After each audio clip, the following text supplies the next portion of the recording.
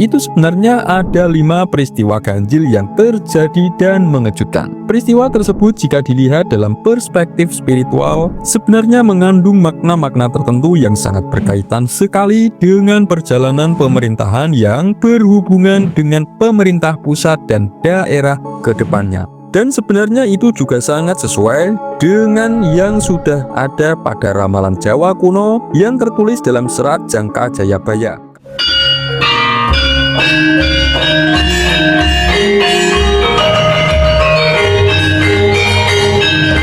Assalamualaikum warahmatullahi wabarakatuh. Salam sejahtera, salam rahayu untuk panjenengan semua.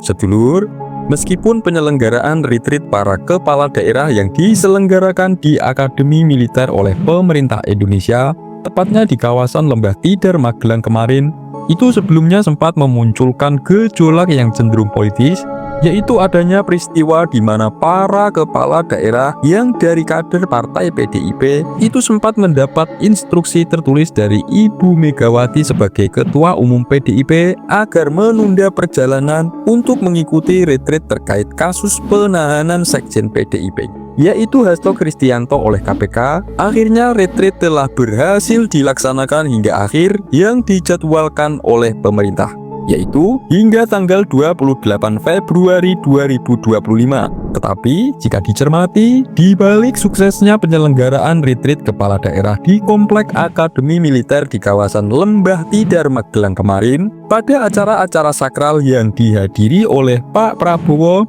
Pak Jokowi, dan juga Pak SBY kemarin, seperti pada saat acara parade senja maupun di momen jamuan makan malam, itu sebenarnya ada 5 peristiwa ganjil yang terjadi dan mengejutkan. Peristiwa tersebut jika dilihat dalam perspektif spiritual, sebenarnya mengandung makna-makna tertentu yang sangat berkaitan sekali dengan perjalanan pemerintahan yang berhubungan dengan pemerintah pusat dan daerah ke depannya. Dan sebenarnya itu juga sangat sesuai dengan yang sudah ada pada ramalan Jawa kuno yang tertulis dalam serat Jangka Jayabaya. Karena walau bagaimanapun, Lembah Tidar bukanlah sekedar tempat berdirinya pusat akademi militer yang didirikan pada tahun 1947 yang sudah melahirkan para prajurit-prajurit pilihan dan tokoh-tokoh militer besar di Indonesia.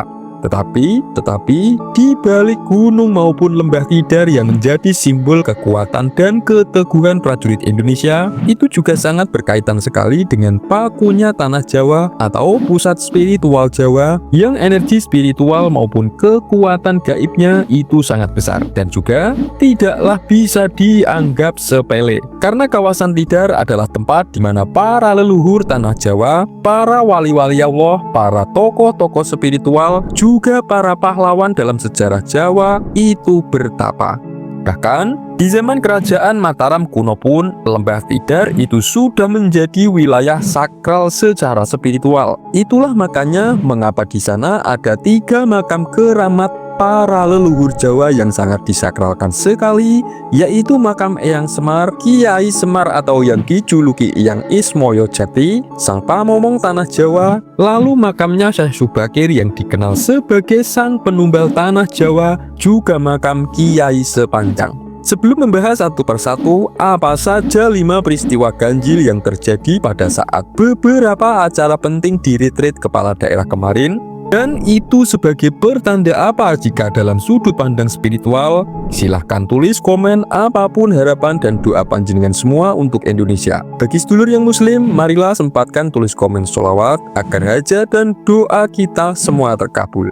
Nah, peristiwa yang pertama adalah kemunculan mendung tebal dan berlanjut pada turunnya hujan deras saat berlangsungnya upacara parade senja. Dalam kacamata spiritual, makna dibalik fenomena datangnya mendung tebal hingga terjadi turunnya hujan pada acara kenegaraan atau acara yang dihadiri langsung oleh petinggi negara, itu adalah tanda datangnya keberkahan dan penyucian. Hujan adalah simbol keberkahan dari Tuhan atau alam semesta, dan hujan yang turun secara spiritual juga bisa dimaknai sebagai wujud restu dan harapan baik bagi para pemimpin-pemimpin baru maupun bagi rakyat rakyat seluruhnya. Peristiwa yang kedua yaitu turunnya hujan yang membasahi pemimpin negara pada saat berlangsungnya acara. Nah, jika pada saat momen parade senja yang diselenggarakan pada retreat para kabinet merah putih sebelumnya, itu hanyalah Presiden Prabowo sendiri sebagai pemimpin negara yang berhujan-hujanan, kali ini harus ada 3 tokoh pemimpin negara yang juga turut kehujanan. Dalam perspektif spiritual, ini adalah pertanda bahwa Indonesia melalui sinergi antara pemerintah pusat dan para pemimpin daerah yang baru itu akan memasuki era pembersihan dari energi-energi negatif yang lama atau dari dominasi hal-hal buruk yang ada akibat pengaruh dari kekuatan kekuasaan lama. Peristiwa yang ketiga adalah peristiwa turunnya hujan pada waktu senja atau sore menjelang malam di saat berlangsungnya upacara parade senja.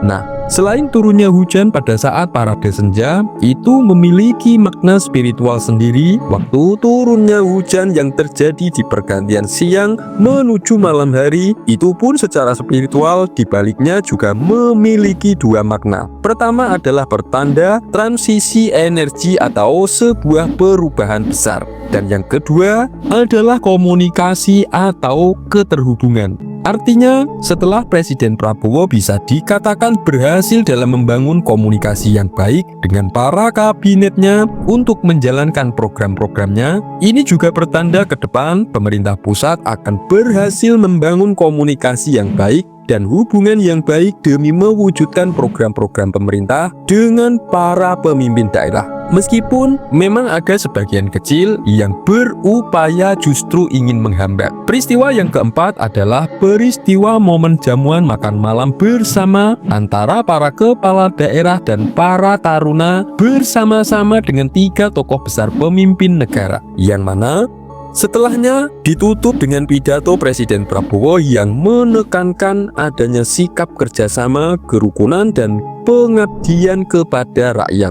Momen ini bukanlah momen yang bisa dirasakan oleh semua negara-negara di dunia. Dalam kacamata spiritual, ini adalah simbol kekuatan baru, persatuan, dan gotong royong yang akan membawa Indonesia kepada kedamaian bagi masyarakat luas. Inilah tanda-tanda yang sudah diramalkan dalam serat Jangka Jayabaya yang berbunyi Antenono, Waluyo lan tentreme mengko yen wus tumeka Pandhawa mulat sirnaning pengantin. Di mana di tahun 2025 adalah tahun yang diramalkan sebagai gerbang awal datangnya keberuntungan dan ketentraman bagi Nusantara. Peristiwa yang kelima adalah kekhidmatan dengan suasana gelap pada saat penurunan bendera merah putih sebagai lambang negara pada momen parade senja. Ini juga berlangsung pada saat masih terjadinya turunnya hujan.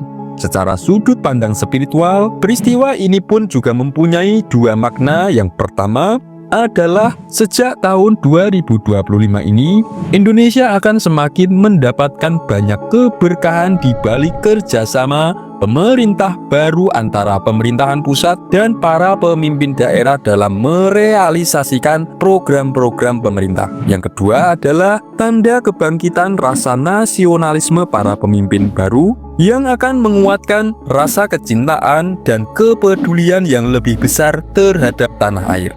Semoga ini bermanfaat. Wassalamualaikum warahmatullahi wabarakatuh.